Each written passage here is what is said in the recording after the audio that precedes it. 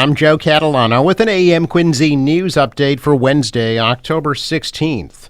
It's a busy night ahead tonight for the Quincy Planning Board. Public hearings will be held regarding several large projects. The board will hear a proposal to rezone the Eastern Nazarene College property to allow for the creation of 55 and over housing for Quincy residents. Mayor Thomas Koch made that proposal and the city council has approved it. The mayor says he wants to protect the property from overdevelopment once the college closes at the end of the year. Also tonight, the board will hear plans from the Grossman Company to tear down the block of stores on Granite Street that contain the Boston Market restaurant and others to create a 7-story, 256-unit apartment complex with ground-level retail space and a parking garage. Also on the agenda tonight, plans by the South Shore YMCA to build a 2-story, 11,000-square-foot addition to their Coddington Street building. The planning board will meet tonight at 6 at Old City Hall.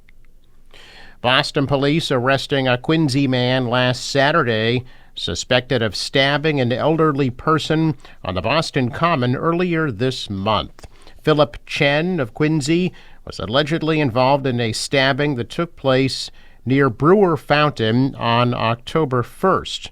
Previously, Boston police said they responded to the area of the Park Street T-stop at about 8 o'clock in the morning on October 1st, where they found a victim suffering from multiple stab wounds. Prosecutors charged Chen with 2 counts of assault and battery on an elderly person, 1 count of stealing from an elderly person. According to police, Chen was arrested on Saturday. Officers were conducting a separate drug investigation when they saw him and recognized him from an outstanding arrest warrant. Officers said they arrested Chen at the intersection of Summer and Otis Streets, just blocks away from where he allegedly stabbed the victim weeks before. A judge ordered Chen to be hospitalized to determine if he's competent enough to stand trial. Chen's currently committed at Bridgewater State Hospital, where the judge ordered him to stay under observation until his next hearing on November 1st. Authorities are searching for a Vermont man they say violently attacked 2 people at a popular shopping plaza in Hingham on Monday. Police issued an arrest warrant for 43-year-old Mark Buntrock from South Royalton, Vermont. He's charged with 2 counts of assault and battery. Officers responding to the Derby Street shops for a report of a disturbance were informed that a male suspect, later identified as Buntrock, walked up to 2 unsuspecting people and struck them, causing them to fall to the ground. Both victims sustained minor injuries. The victims were not together, and each alleged assault happened in a different location, and both victims said they didn't know the suspect. Buntrock was last seen running towards Derby Street. Anyone who knows of his whereabouts or comes in contact with him is asked to contact Hingham Police. 4 Logan Express workers have been terminated by Massport and are now facing charges of theft. Massport said they were informed of potential suspicious activity by ABM Industry Group's employees at the Braintree and Framingham Logan Express sites earlier this year, prompting them to launch an investigation into that matter. Following a tip received through their fraud, waste, and abuse hotline, Massport said they referred the investigation to the state police. It was later confirmed that 3 ABM employees at the Braintree site had stolen cash payments of bus tickets. It was also discovered that another ABM employee at the Framingham site had also been stealing money. Massport said ABM was contracted in 2020 to collect revenue and carry out operations at their Braintree, Framingham, and Danvers Logan Express sites. The state police investigation at both the Braintree and Framingham sites has now resulted in pending criminal charges against the 4 ABM employees. Massport said they're also working with Deloitte to conduct an independent audit of all Logan Express sites managed by ABM.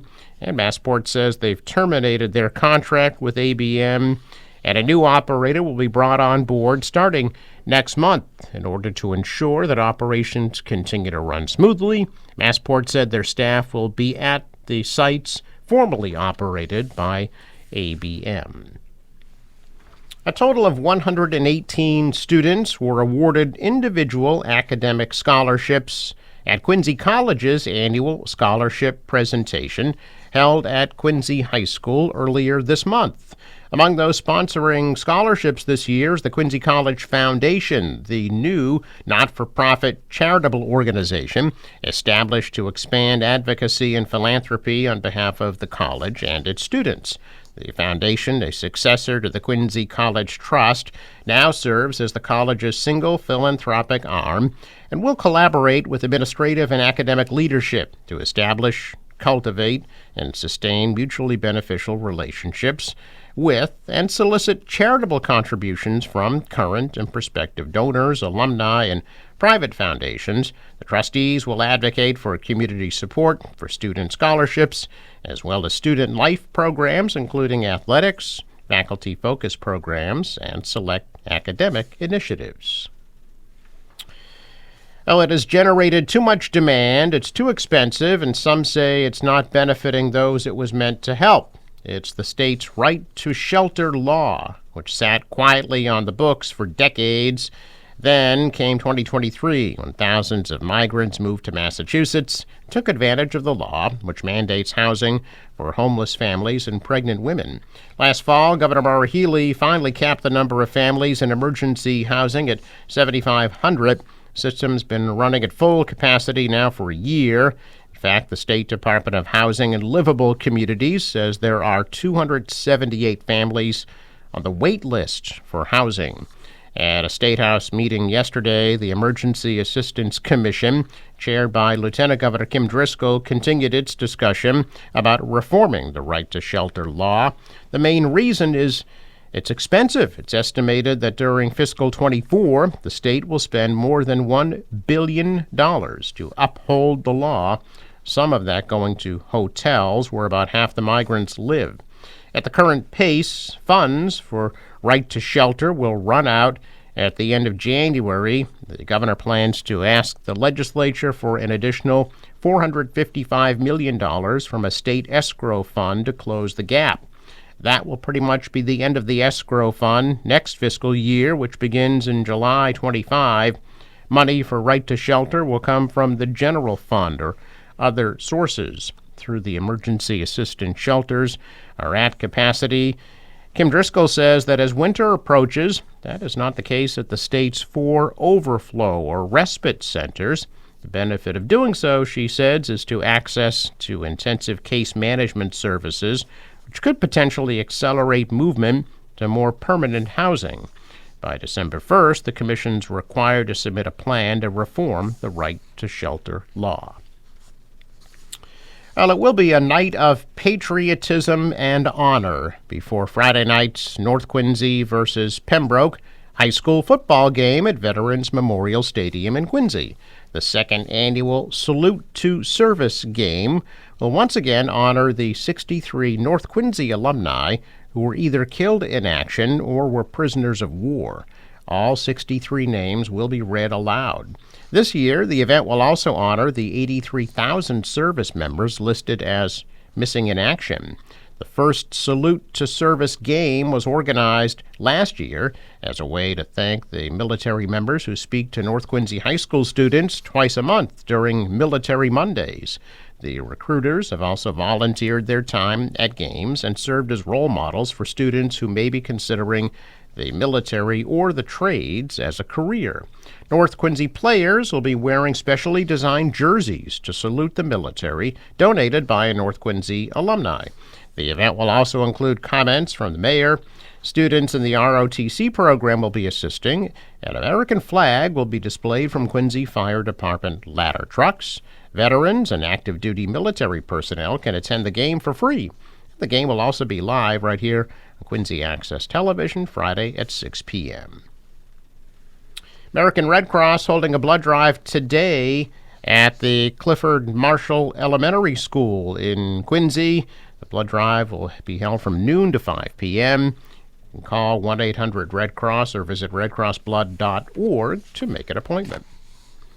A check of business news this morning. Stocks pulled back yesterday. The Dow was down 324 points. The Nasdaq fell 187. The S&P lost 44. Markets in Europe and Asia were mixed. The dollar rose. The euro is down. Oil at $71 a barrel. Sports Bruins are in Colorado against the Avalanche tonight at 9:30. Forecast from the National Weather Service. Today, partly sunny and brisk, high 53. Tonight, partly cloudy, cold again, low 37. Tomorrow, sun and clouds, high of 58. Sunny 62 on Friday, and then for Saturday, sunny and a high 70. For the boater, waves 2 feet, northwest winds 10 to 15, gusting to 20 knots. High tide 10:45 a.m. Sunrise 6:58, sets at 5:59. A traffic note, Fore River Bridge scheduled to open today at 11 a.m. I'm Joe Catalano with an AM Quincy news update for Wednesday, October 16th.